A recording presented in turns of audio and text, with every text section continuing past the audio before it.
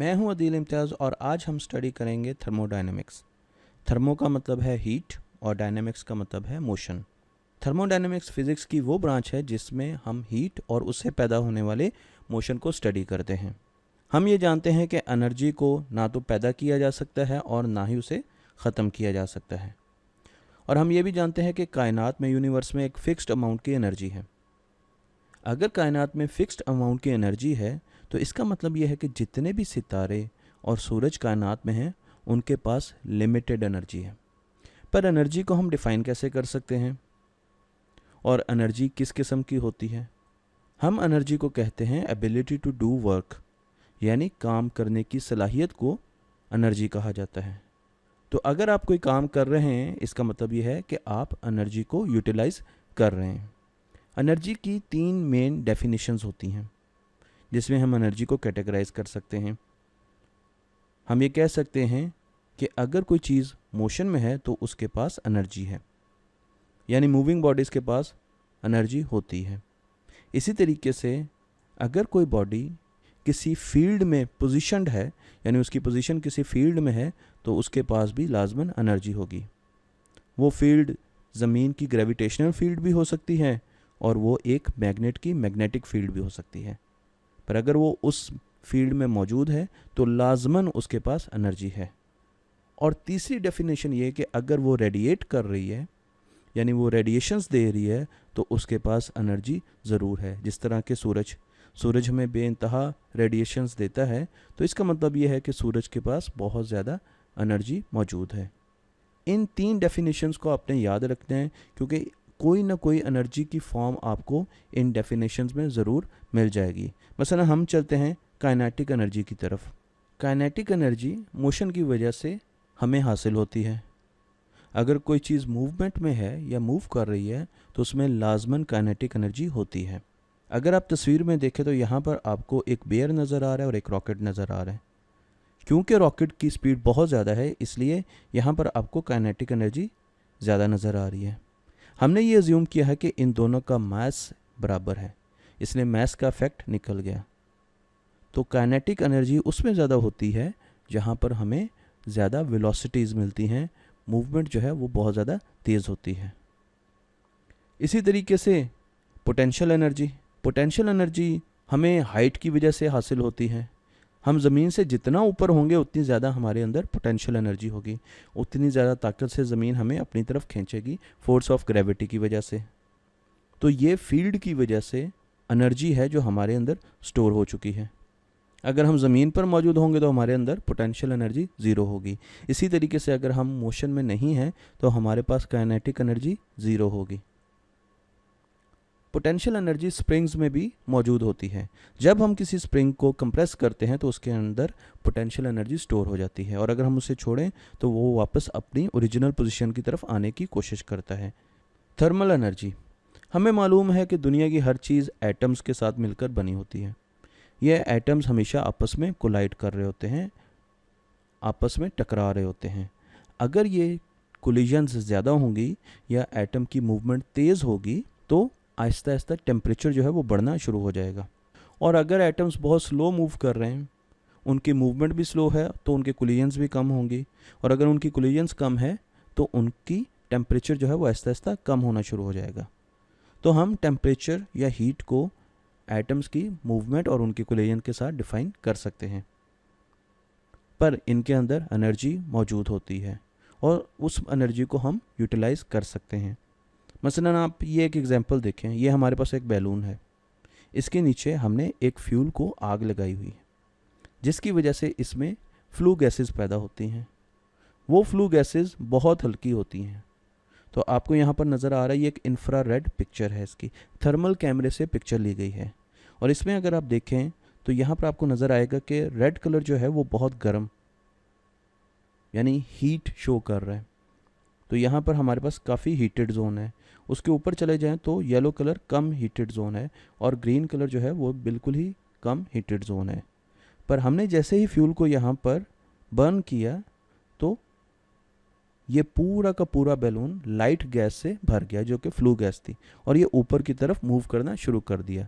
तो इसने क्या किया, वर्क डन किया। वर्क डन क्या था कि ये ऊपर की तरफ मूव करना शुरू कर दिया। और इसने किस चीज़ को यूटिलाइज़ किया, इसने हीट को यूटिलाइज़ किया। अब एक और एग्जांपल देखते हैं जहाँ पर हम थर्मल एनर्जी को यूज़ कर रहे हैं। आप ये जेट प्लेन देख सकते हैं, इसके अंदर हमने फ्यूल भरा होता है जो कि पेट्रोल ऑयल की फॉर्म में होता है। जब इसकी कंबस्शन होती है, ये उड़ता है, तो इसका इंजन जो है उसके अंदर फ्यूल की कंबस्शन होती है और उससे जो एनर्जी इसको मिलती है ये उससे वर्क परफॉर्म करता है। और वो वर्क डन क्या है कि ये फ्लाई कर रहा है, ये आगे की तरफ जा रहा है और उसके साथ साथ कुछ हीट जो है वो ये फ्लू गैसेस की शक्ल में पीछे भी छोड़ता जा रहा है।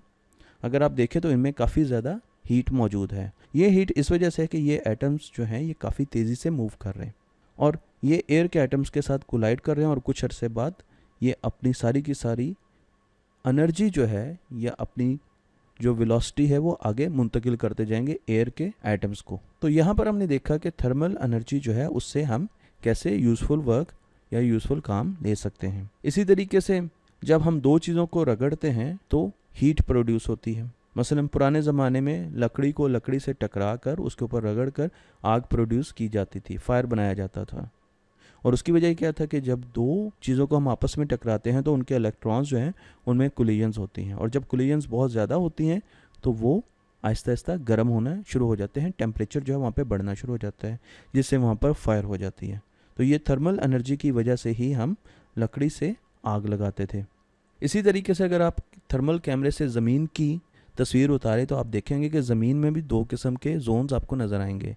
एक हीटेड जोन नज़र आएगा जो आप देख लें कि यहाँ पर इक्वेटर के पास ये सारा का सारा हीटेड जोन है और ऊपर की तरफ आपको यहाँ पर एक कोल्ड जोन जो है वो आपको नज़र आएगा जहाँ पर कनाडा है, आइसलैंड है, ये वो जगह है जहाँ पर टेम्परेचर बहुत कम होते हैं। तो इसका मतलब ये है कि हम ज़मीन से भी थर्मल एनर्जी हासिल कर सकते हैं। अब हम चलते हैं केमिकल एनर्जी की तरफ। केमिकल एनर्जी हमारे रोज़मर्रा के ज़िंदगी में इस्तेमाल हो रही होती है। आप यहाँ पे देख सकते हैं कि हम फ्लैश लाइट जलाते हैं तो उसमें बैटरीज होती हैं जिसमें केमिकल एनर्जी होती है। इसी तरीके से हम जब खाना खाते हैं तो फूड में भी केमिकल एनर्जी होती है और उस केमिकल एनर्जी को हम फिर मोशन में कन्वर्ट करते हैं अपने मसल्स के ज़रिए। इसी तरीके से जब हम लकड़ियों को आग लगाते हैं या पेट्रोल को कंबस्शन के प्रोसेस से गुजारते हैं तो केमिकल एनर्जी जो है उसको हम थर्मल एनर्जी में बदल रहे होते हैं। तो केमिकल एनर्जी जो है वो भी एनर्जी की एक अहम फॉर्म है। अगर आप एटम के बीच में जाके देखें यानी बहुत छोटे लेवल पर जाके देखें तो वहाँ पर भी आपको एनर्जी मिलेगी। ये एनर्जी साइंटिस्ट ने बहुत अरसे बाद डिस्कवर की, पर इसमें कुछ प्रोसेसेस ऐसे हैं जिसमें बेइंतहा एनर्जी हमें मिल सकती है। आपको पता है कि फोटो इलेक्ट्रिक इफेक्ट अगर हमने देखा हो तो एटम एनर्जी रेडिएट करता है। एटम को हम एनर्जी दे भी सकते हैं और उसे एनर्जी ले भी सकते हैं और वो देता किस फॉर्म में एनर्जी, वो फोटोन यानी लाइट के पैकेट्स की सूरत में एनर्जी हमें देता है। इसी तरीके से जब मॉलिक्यूल बनते हैं तो एनर्जी लेते हैं और जब मॉलिक्यूल्स ब्रेक होते हैं तो वो एनर्जी देते हैं। एटम और मॉलिक्यूल्स इनके बनने और ब्रेक होने में भी एनर्जी का बहुत बड़ा हिस्सा होता है। पर सबसे अहम एनर्जी हमें न्यूक्लियर रिएक्शन से मिलती है। मुख्तलिफ एटम्स के न्यूक्लियर रिएक्शन से हमें बेपनाह एनर्जी मिलती है। न्यूक्लियर फिशन उसकी एक एग्जांपल है। न्यूक्लियर फिशन इंसान का बनाया हुआ एक प्रोसेस है जिसमें हम यूरेनियम के एक एटम के न्यूक्लियस को तोड़ते हैं और उस पर एक न्यूट्रॉन बरसाते हैं। जैसे वो न्यूट्रॉन उससे जाके मिलता है तो ये जो न्यूक्लियस होता है ये अनस्टेबल होता है और ये दो हिस्सों में टूट जाता है। एक बेरियम का न्यूक्लियस बन जाता है और एक क्रिप्टॉन का बन जाता है और इसके साथ बेइंतहा एनर्जी रिलीज़ होती है जिसको डिफ़ाइन किया है आइंस्टाइन ने E=mc² की शक्ल में। अगर आपको याद हो तो हिरोशिमा पे जो एटॉमिक बॉम्ब गिराया गया था उसमें 1 किलोग्राम से भी कम यूरेनियम इस्तेमाल हुई थी, पर आप देखें कि वहाँ पर कितनी ज़्यादा एनर्जी रिलीज़ हुई थी। इसी तरीके से जो न्यूक्लियर पावर प्लांट होते हैं उसमें इस एनर्जी को यूज़ करते हुए हम बिजली बनाते हैं। सूरज और सितारों में इससे मुख्तलिफ रिएक्शन हो रहा होता है, वहाँ पर भी न्यूक्लियर एनर्जी इस्तेमाल होती है पर उसको हम फ्यूजन प्रोसेस कहते हैं। उसमें दो मुख्तलिफ न्यूक्लियस आपस में टकराते हैं और एक तीसरा न्यूक्लियस बनाते हैं जिससे बहुत ज़्यादा हीट भी जनरेट होती है और वो लाइट की शक्ल में हम तक पहुंचती भी है। तो हमने देखा कि न्यूक्लियर एनर्जी के दो हिस्से हैं, फिशन और फ्यूजन। हम एनर्जी को देख नहीं सकते और ना ही हम उसे हाथ लगा सकते हैं, पर हम कुछ पैरामीटर्स को देख के एनर्जी को कैलकुलेट कर सकते हैं। मसलन अगर आप यहाँ पर देखें तो आप ये चीज़ मालूम कर सकते हैं कि ये स्प्रिंग कितना कंप्रेस किया गया है, और उससे मैं इसकी पोटेंशियल एनर्जी निकाल सकता हूँ जो इसके अंदर स्टोर है। तो हमें एनर्जी को कैलकुलेट करने के लिए कुछ पैरामीटर्स की ज़रूरत होती है, जिनमें से 3 पैरामीटर्स यहाँ पे मैंने डिफ़ाइन किए हैं, पर ये इससे ज़्यादा होते हैं। पोटेंशियल एनर्जी निकालनी है तो आपको हाइट का पता होना ज़रूरी है, क्योंकि पोटेंशियल एनर्जी का जो फॉर्मूला होता है m यानी mass into gravity into height, उसमें हाइट की ज़रूरत है। इसी तरीके से आपको मैस का भी पता होना ज़रूरी है। अगर आपको मैस नहीं पता तो आप एनर्जी कैलकुलेट नहीं कर पाएंगे अगर आप पोटेंशियल एनर्जी कैलकुलेट करना चाह रहे हैं। टेम्परेचर का मालूम होना भी ज़रूरी है, क्योंकि अगर हमें टेम्परेचर का पता नहीं है तो हम थर्मल एनर्जी कैलकुलेट नहीं कर सकते। तो हमें कुछ पैरामीटर्स का, जो कि कुछ यहाँ पर मैंने बताया और इसके अलावा भी कुछ पैरामीटर्स हैं, उनका मालूम होना ज़रूरी है ताकि हम एनर्जी को कैलकुलेट कर सकें। अभी तक हमने जितना पढ़ा था वो एनर्जी की मुख्तलिफ फॉर्म्स थी, पर लोग अक्सर एनर्जी की फॉर्म्स को एनर्जी के ट्रांसफ़र मेथड से कंफ्यूज कर जाते हैं। एनर्जी को एक जगह से दूसरी जगह ट्रांसफ़र किया जा सकता है, पर वो एनर्जी की सोर्स नहीं होती। जिस तरह मैं बोल रहा हूँ तो मेरी आवाज़ आप तक जब पहुँच रही है तो ये साउंड वेव्स में कन्वर्ट हो रही है और आपके कानों तक जा रही है, पर साउंड बजाते खुद एनर्जी नहीं है। ये एक ट्रांसफ़र मेथड है एनर्जी को एक जगह से दूसरी जगह ट्रांसफ़र करने का। इसी तरीके से करंट या इलेक्ट्रिसिटी जो है ये एक एनर्जी नहीं है, क्योंकि अगर आप देखें तो करंट जो प्रोड्यूस हो रहा होता है वहाँ पर हाइड्रोकार्बन्स जल रहे होते हैं। गैस टरबाइन अगर चल रही है तो उसमें हाइड्रोकार्बन्स चल रहे होते हैं और उनकी थर्मल और केमिकल एनर्जी की वजह से इलेक्ट्रिसिटी प्रोड्यूस होती है, जो फिर हमारे घरों तक आती है। तो इलेक्ट्रिसिटी जो है वो एक ट्रांसफ़र मेथड है एनर्जी का। इसी तरीके से अगर आप यहाँ पर देखें तो यहाँ पर विंड मिल लगी हुई है, जहाँ से हवा जो है वो बहुत तेज़ी से गुज़रती है और वो इन ब्लेड्स को घुमाती है। अब हवा के तेज़ी से गुज़रने की वजह से हवा में क्या मौजूद होती है, काइनेटिक एनर्जी मौजूद होती है, और उसमें पोटेंशियल एनर्जी भी होती है, क्योंकि वो ज़मीन से हाइट पर है। तो ये दोनों एनर्जीज़ जो हैं उनको हम इलेक्ट्रिसिटी में कन्वर्ट करते हैं और फिर वो हमारे घरों तक पहुँचती है। तो इससे एक और चीज़ नज़र आती है, और वो ये कि एनर्जी एक फॉर्म से दूसरी फॉर्म में बदली जा सकती है। जैसे कि हम यहाँ पे काइनेटिक और मैग्नेटिक एनर्जी को इलेक्ट्रिसिटी में बदल रहे हैं और उसको फिर आगे हम ट्रांसफ़र कर रहे हैं।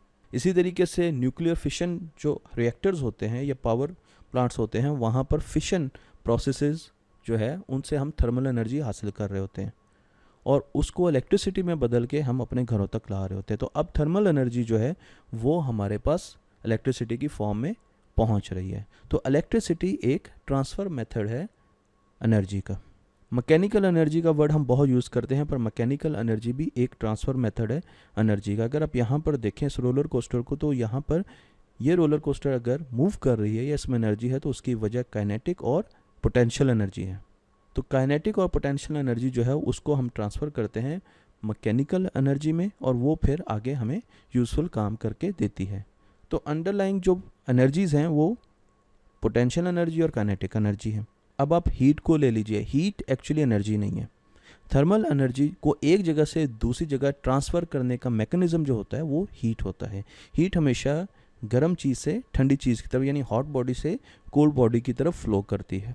ये एनर्जी के ट्रांसफ़र का एक मेथड है, पर हीट बजाते खुद एनर्जी नहीं है। इसी तरीके से लाइट, जब सूरज रेडिएट करता है तो एक्चुअली सूरज बहुत ज़्यादा एनर्जी प्रोड्यूस करता है।